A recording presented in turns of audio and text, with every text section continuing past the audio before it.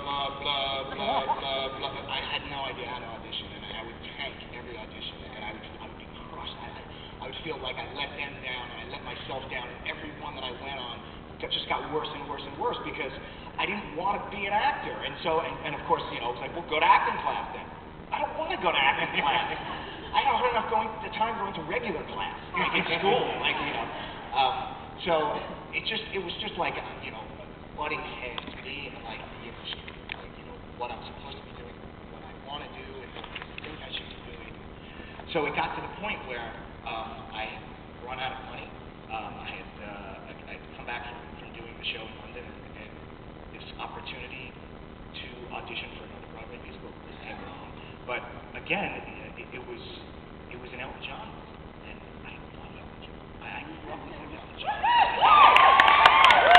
So, what could have been a better transition, you know, to doing the next musical than, you know, I certainly wasn't going to go into, you know, something like, you know, really Pippin or something, you know, like there's something just very traditional. So.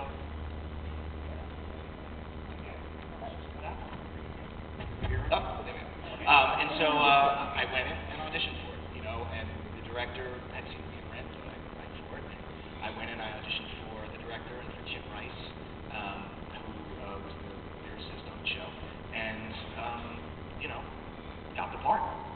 You know, and again, was excited but apprehensive. Okay, what's this whole experience going to turn into? You know, and of course, you know, coming off of such a huge success, everything had to be that successful, and every review had to be that glowing, and you know, and if it wasn't, it was a failure.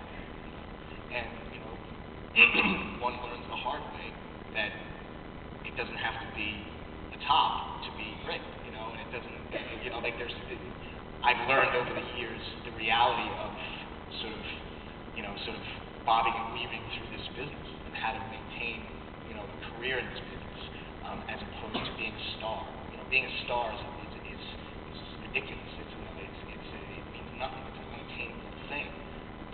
Because, you know, there are plenty of people, and I live in LA now, who are stars who have no money and no talent. But they're stars, even though they're celebrities. In the 70s, they called them personalities. Right. Like on the Gong Show, like the panel of the, you know, it's like, and please welcome personality, J.P. Morgan. Like, right, personality? What is that? How does that pay you to be a personality? Exactly, right. And our business, you know, and the world today, there's lots of personalities. Yeah. So, but that, I mean, you did that. That was like 3.5 years. That was 3.5 years. It winded up being a fantastic experience. I learned so much. I learned what it felt like to get a bad review, and I learned what it felt like to actually learn from a bad review. The bad review that I got in AIDA was the most helpful thing that I had ever gotten, because my director didn't tell me I was stiff. Why did it take the New York Times to say that? Couldn't you have told me that in previews? Maybe I could have fixed it. You know? And so, you know, you sort of, it was very important for me as a growing experience to learn what that felt like. No, I mean, and you were working with Heather Headley had come out of Lionsgate, right? And I think she's magnificent, and everyone loves her. I mean, everyone I talk to loves you as well. Since this was a Disney show with all the crazy things happening, were there any mishaps along the way? Yeah, there certainly was. In Chicago, we previewed the show in Chicago, and for those of you who never saw the show, at the end of the show, they put my character Radames and AIDA into this tomb, and we're to be buried alive. The side to the audience is open to the audience, and the rest is, you know, surrounded by the sides and and the concept at that time was that this box was going to raise up like 20 feet into the air, and as we're doing our final scene, and as we take our last breath, these screens come in and they kind of iris in, you know, from all different angles. It's like, you see us, the last thing you see right in here is us kissing, and then it goes. So, very nice idea, it looked great. The second preview in Chicago, in front of 2,000 people, this lift that lifted us up in the air gave out. came crashing down, and Heather and I hit the ground and popped out of this thing and got really hurt. And they, you know, it was like one of those things you see in movies where they say, "Stop the show! Is there a doctor in the house?" I swear to God, is there a doctor in the house? And somebody came up and was like, "I'm a dermatologist."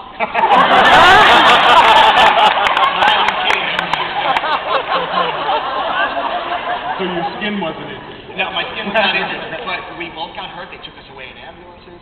And here's something funny also. Heather, part of Heather's costume was this like bodysuit thing that she wore, and for whatever reason, it clipped right here. This is where it clipped.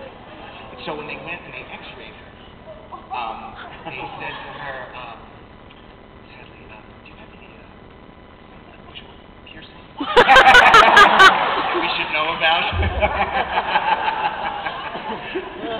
Well, on that note, because we have a lot beyond Aida. Let's hear something from Aida. Sure. Okay.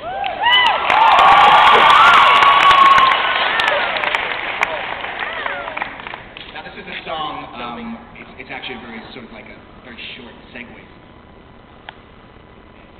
actually never played it in this capacity. It sucks. That's why. It's called A Letter.